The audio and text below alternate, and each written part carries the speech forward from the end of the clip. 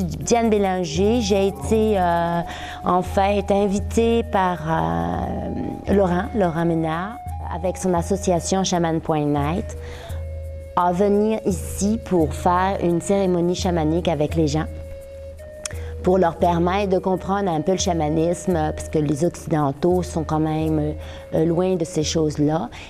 À 4 ans, je me suis lancé dans le chamanisme, je me suis dit, waouh, qu'est-ce que c'est que ça, ces mecs qui parlent de chamanisme, qu'est-ce que...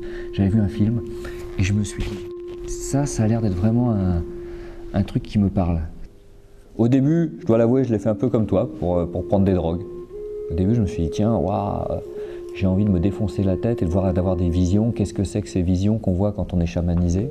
Et il y a des chamans urbains comme ça qui ont découvert qu'en montant dans des grues et en réutilisant, en se réappropriant, si tu veux, l'énergie des villes, on pouvait, nous, se recharger de ce qu'on avait perdu dans les forêts. C'est-à-dire, qu'est-ce que c'est qu'une ville? C'est jamais qu'une forêt en béton. Une ville urbaine, on est en pleine forêt urbaine, si tu veux. C'est important pour moi de parler avec les éléments, la pierre, les champignons. Ça peut être un petit peu niaiseux, comme ça tu vas dire « oui, il y a un champignon qui me parle dedans, non, ça n'a pas de sens », et puis tu ne vas pas écouter.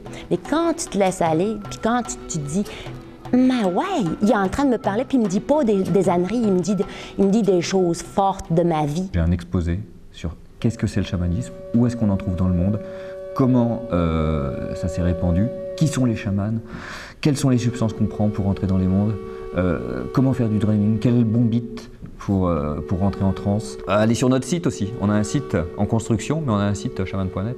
Et y revenir régulièrement, je dis pas ça pour avoir un max de clics, hein, c'est... Même si ça nous fait plaisir quand on voit qu'il y a des gens qui cliquent. Avant de rencontrer le chamanisme, j'ai fait pas mal de fêtes où Patrice Paplard, qui fait pas mal de fêtes, c'est un gros fêtard, il prend pas mal de drogue aussi, il se défonce bien la tête. Un soir, je l'ai vu, on était un peu déchirés tous les deux. Et je lui ai dit, écoute Patrice, moi j'arrête l'organisation des fêtes. Il m'a dit, t'es con, on se marre bien, on se fait des gonzesses. Je lui ai dit, non mais c'est plus mon truc, toi tu peux continuer Patrice, tu peux continuer la luxure et la défonce, moi j'arrête. J'ai pas envie de me retrouver à ton âge dans l'état où tu es. Et je voyais bien que Patrice, il m'a pas compris. Il est passé à côté du coche chamanisme, il est resté dans le truc art de rue, tu vois, un peu, on fait du djembé, cracheur de feu. Et du coup, on s'est revus il y a 6 mois. Là, il m'a dit, Laurent, je suis passé à côté du truc chamanique. J'ai loupé le coche, mais pour me rattraper, je t'invite dans mes ateliers pour organiser tes conférences.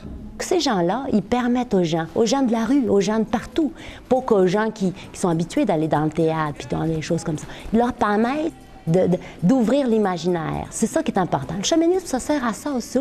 Et ben, je trouve qu'on est complètement dans notre place là, dans ces ateliers-là, pour cette cérémonie qui se fait d'habitude dans la forêt, mais bon, en ville urbaine, il n'y a pas de forêt, mais peut-être dans le parc. Quand il fait pas trop froid, on peut faire ça dans le parc. Paraît-il qu'on va faire ça dans le parc bientôt, et ça me plaît, parce que tu vas être dans la nature en partie, puis ça, c'est important. Mais là, c'est beau, c'est beau, c'est beau.